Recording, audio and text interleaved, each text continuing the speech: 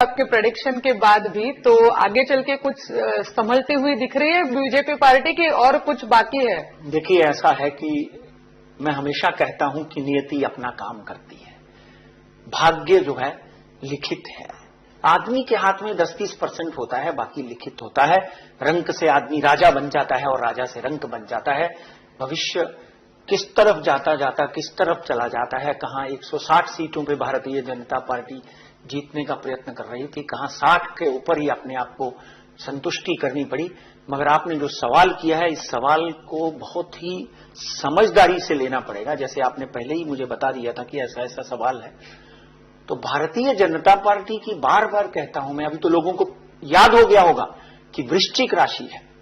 जब भारतीय जनता पार्टी का गठन हुआ, स्थापना हुई, तो अटल जी ने ये स्थापना की और आडवाणी जी ने स्थापना की, तो वृश्चिक राशि में स्थापना हुई। और हमारे पंत प्रधान माननीय नरेंद्र मोदी, उनकी कुंडली का जब हम अध्ययन करते हैं तो उनकी भी वृश्चिक राशि है। रुजुता जी, यहां पर एक बात बहुत इंपॉर्टेंट है कि कल सूर्य और शनि इकट्ठे होने वाले हैं राजनीति में और भारतीय जनता पार्टी में।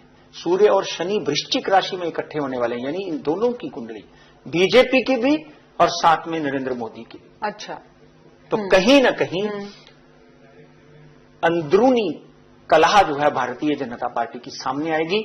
चाहे वो शत्रुघ्न सिन्हा है, चाहे वो यशवंत सिन्हा है, मुरली मनोहर जोशी हैं, अरुण शौरी हैं, जितने भी दिग्गज एंड इंक्लूडिंग आडवाणी और कहीं ना कहीं सुषमा स्वराज, जब उनकी कुंडली के जब हम अध्ययन करते हैं तो अगले कुछ महीनों में सुषमा स्वराज भी इनके साथ में सुर मिलाती हुई नजर आएंगी।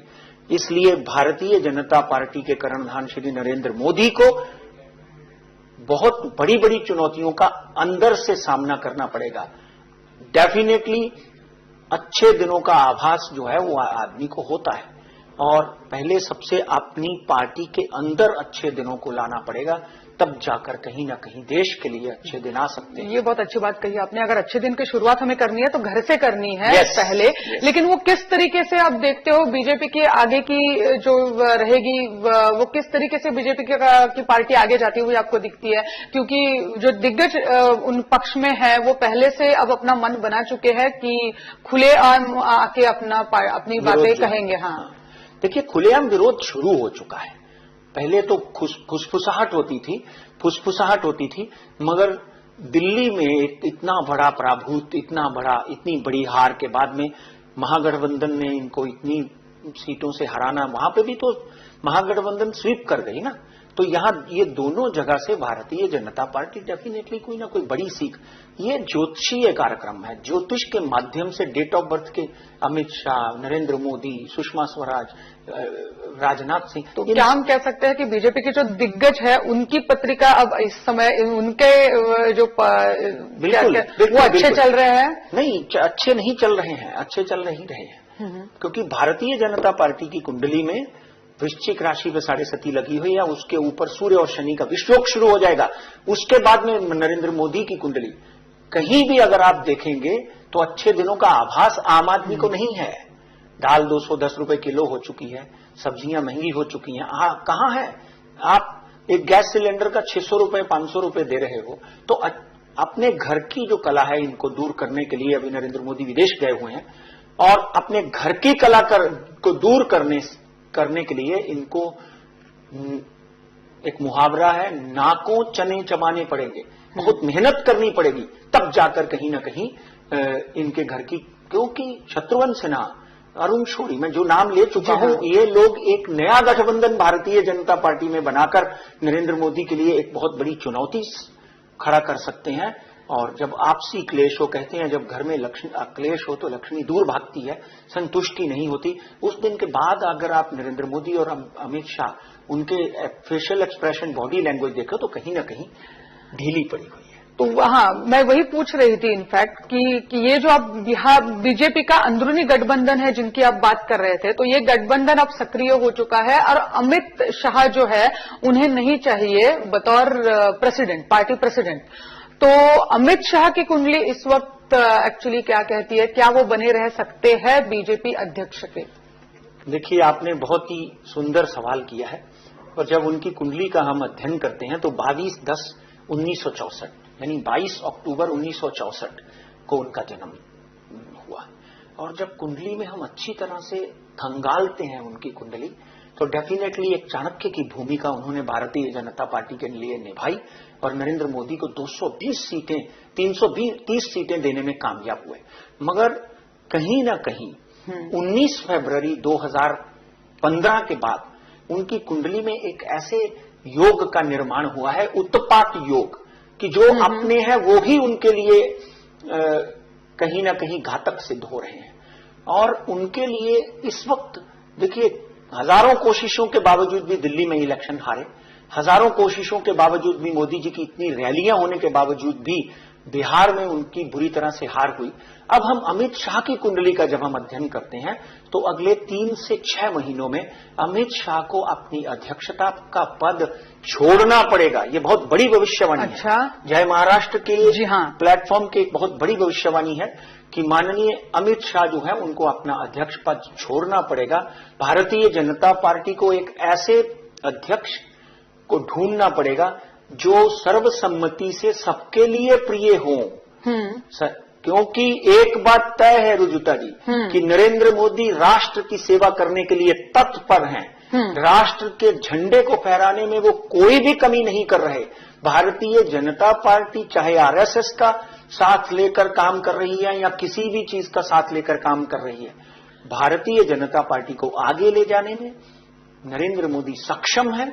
मगर उनके साथ में कुछ ऐसे लोग हैं जिनकी कुंडलियों में ग्रह दशा अच्छी नहीं चल रही।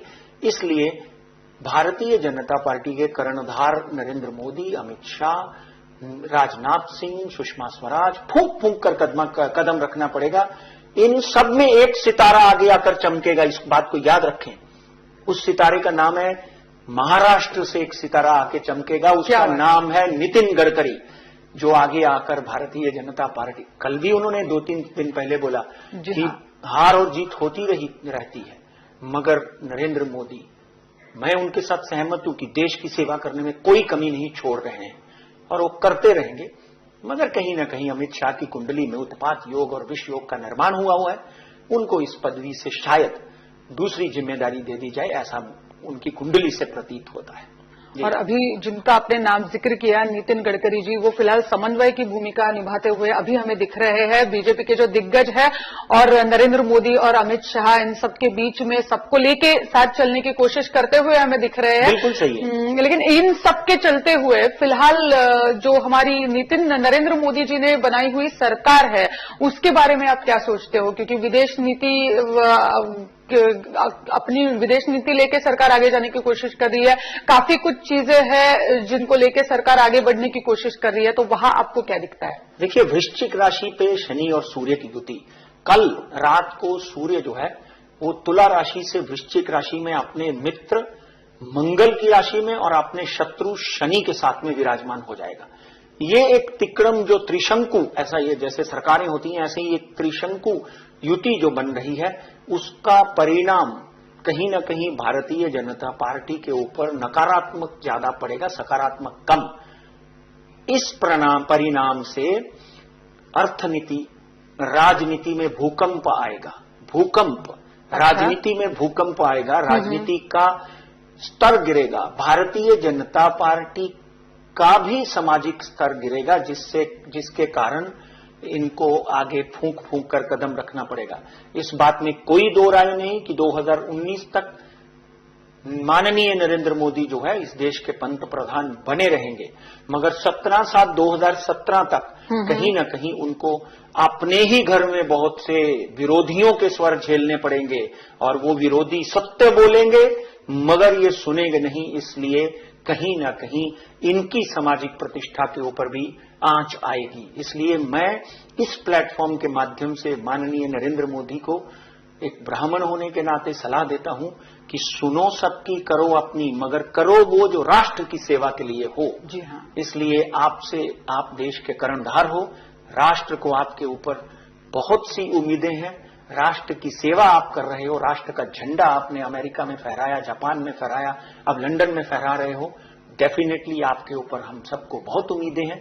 आपकी कुंडली में भी एक बहुत इंपॉर्टेंट चीज है जिसको बोलते हैं डिवाइन बैंक।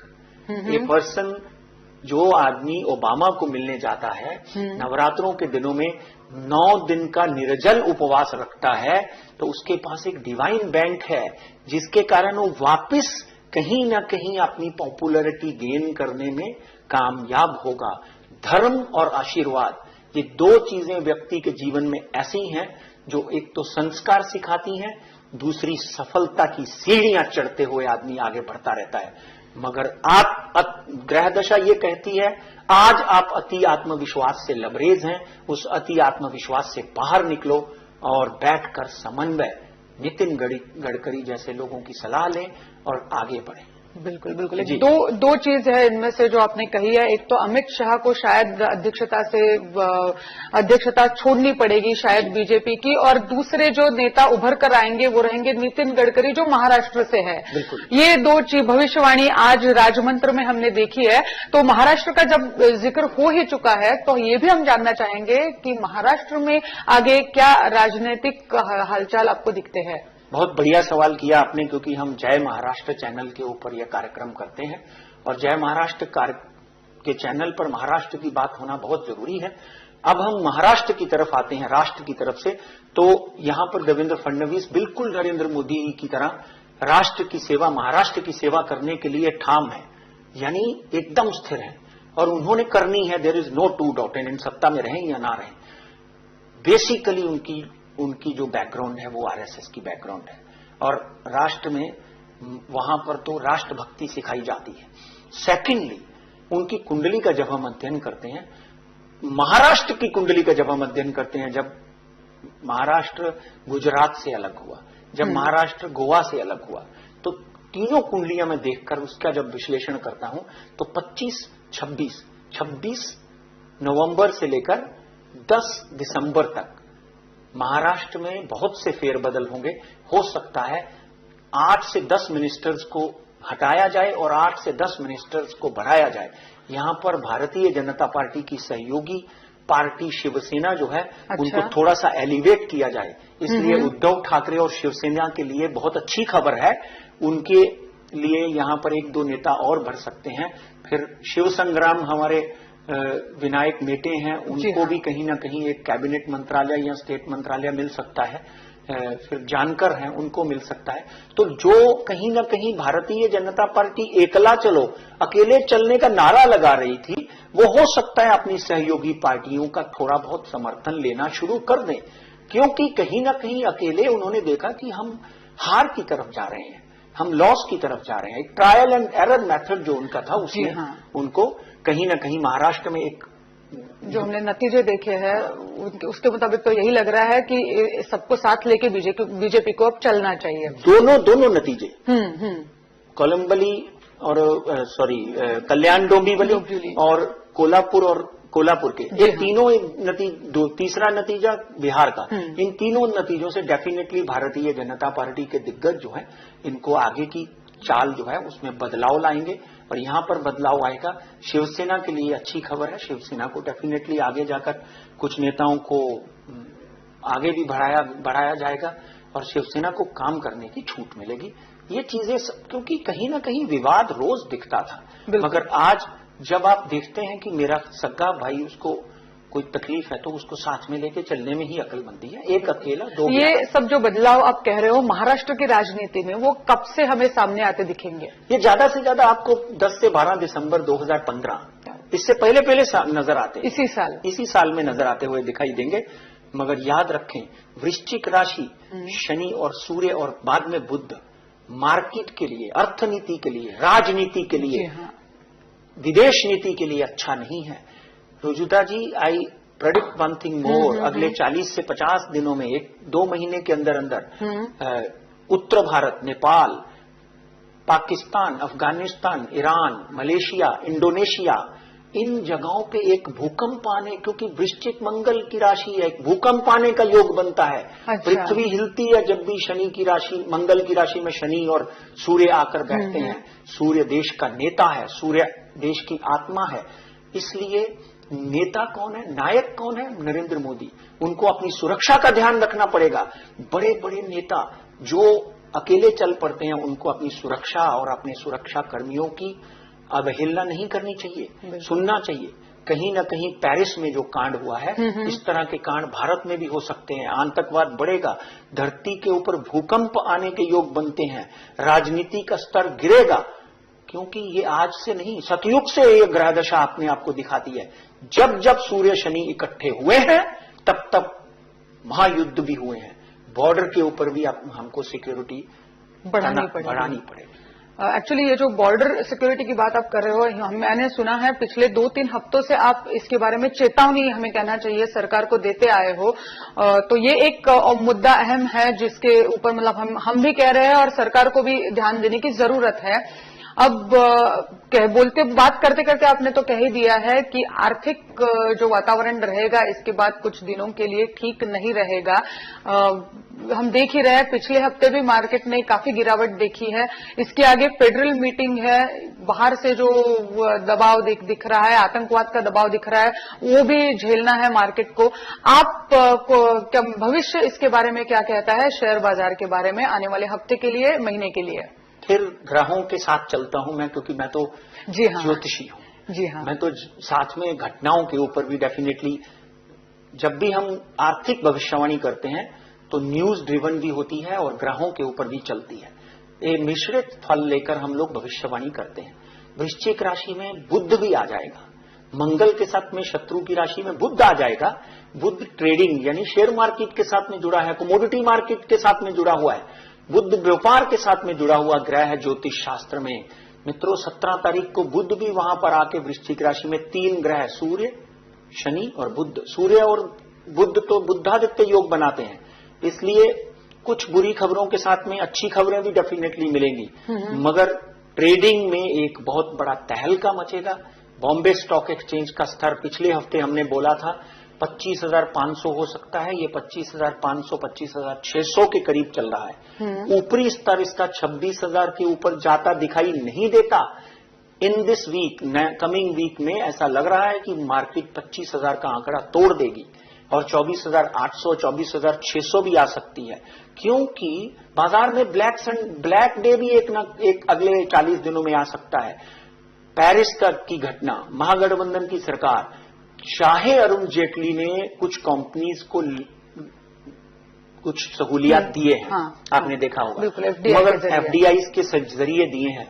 मगर चाइना में तो $144 बिलियन डालने के बाद भी चाइनीज अर्थशास्त्र जो है वो कहीं भी खड़ा नहीं हो रहा, डगमगा रहा है, गिर रहा है। तो यहां 50 कंपनीज को एफडीआई में सहूलियत देने के से कुछ होने वाला नहीं। ग्रह दशा में मार्केट गिरती हुई दिखाई देती है और 24,400-500 का आंकड़ा दिखाई देता है। इसलिए कमजोर दिल के लोग जो हैं कतई मार्केट में ना खड़े रहें। निफ्टी की बात करें तो 7,760, 7,750 निफ्टी चल रहा है, ज्यादा से ज्यादा 7,820 और नीचे का स्तर 7,600 का बना रहेगा। ये बात तय है। मार्केट में हलचल है, मार्केट में गिरावट है।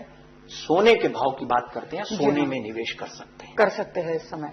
हाँ, 25,200, 25,000 के ऊपर आए तो सोने में आप निवेश कर सकते हैं। चांदी पुनः मैं कहता हूं इस वक्त 33-34,000 चल रही है, ये 33 से नीचे नहीं आती। आज लेकर 6 महीने के बाद बेचेंगे तो आपको 36,000-37,000 मिलने के योग बनते हैं। हमारा रुपया कमजोर होगा, ये बहुत इंपॉर्टेंट। रुपए की तरफ हम बढ़ने ही वाले थे। हाँ, क्योंकि हमने देखा है पिछले हफ्ते भी रुपया डॉलर के मुकाबले अगर देखें तो हम 66-67 रुपीज टच कर चुका है। तो आगे चल के, क्योंकि ये एक रुपया है, वो सिर्फ पैसे की बात नहीं है, बाकी सब जो परिणाम है वो रुपए पे होते रहता है, इसलिए रुपए की आगे की हलचल क्या रहेगी? अंतर्राष्ट्रीय बाजार में इंडियन रुपीज की में गिरावट दिखाई दे रही है। कहीं ना कहीं 68, 69, $70 वापिस आ सकता है अगले 3 महीनों के अंदर, जो कि बुरी खबर है। बिल्कुल, पर्टिकुलरली सॉफ्टवेयर कंपनीज के लिए बुरी खबर है, जो लोग इंपोर्ट एक्सपोर्ट करते हैं उनके लिए बुरी खबर है।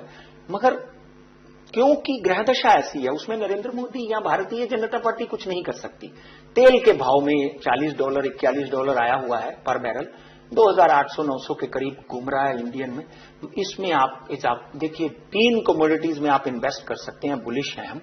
सोना, चांदी और तेल।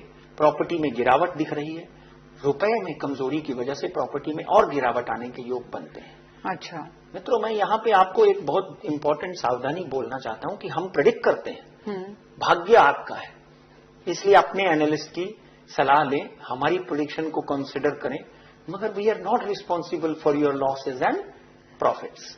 इसलिए आप अपनी अक्ल जरूर मिलाएं। मार्केट में गिरावट है, इस बात में कोई दो राय नहीं। जी हाँ, तो शेयर मार्केट में गिरावट है, लेकिन कमोडिटीज जैसे आपने कहा है उस पर हम फोकस कर सकते हैं और ऐसी गिरावट वाली स्थिति में भी अच्छा नफा हम कमा सकते हैं। बिल्कुल कमा सकते हैं। बिल्कुल।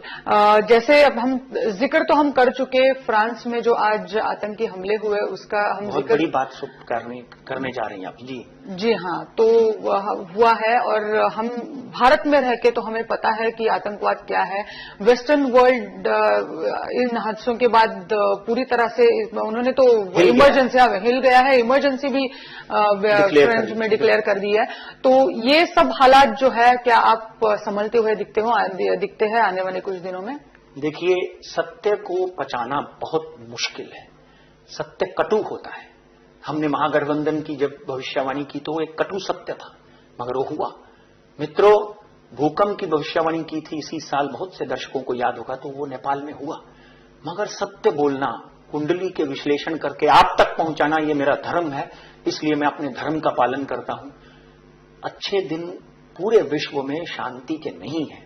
वृश्चिक राशि में षडाष्टक योग मंगल के साथ में और शनि और सूर्य कहीं ना कहीं आतंकवाद को बढ़ावा देगा। भारत में आतंकवाद को बढ़ावा देता हुआ देख रहा है। भारत ही नहीं, पूरे विश्व में, वेरी स्पेसिफिकली अमेरिका में भी इस तरह के वातावरण बन सकते हैं कि कहीं ना कहीं अमेरिका में भी कोई ना कोई आतंकवादी हमला हो सकता है। उसमें यूरोप भी है, क्योंकि नवग्रह तो पूरे ब्रह्मांड पे छाए हुए हैं। भारत में हमको अपने दिग्गज नेताओं के, चाहे वो सोनिया गांधी है, राहुल गांधी है, नरेंद्र मोदी है, अमित शाह है, राजनाथ सिंह है, सुषमा स्वराज है, बड़े बड़े नेताओं को कहीं ना अपनी सुरक्षा ध्यान में रखनी होगी। आतंकवाद बढ़ता हुआ दिखाई देता है। अगले 40 से 50 दिनों में इसी तरह के आत्मघाती हमले विश्व के कई देशों में हो सकते हैं।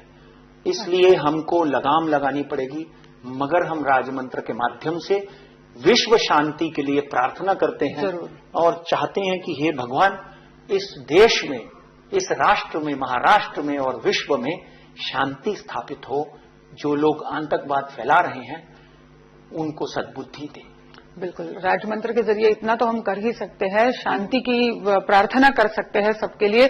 पंडित जी, बहुत बहुत शुक्रिया, आज हमारे कार्यक्रम में आप आए और भविष्यवाणी जो हमने बताई आपने बताई। और सबसे ज्यादा हमें इंतजार रहेगा महाराष्ट्र में आगे चल के क्या राजनीतिक गतिविधियां हमें होती दिख रही है। बहुत बहुत शुक्रिया एक बार फिर आने के लिए। आणि याचबरोबर राज्यमंत्रमध्ये आज आपण इथेच थांबतोय। तुम्ही पाहत रहा जय महाराष्ट्र, थेट अचूक बिनधास्त।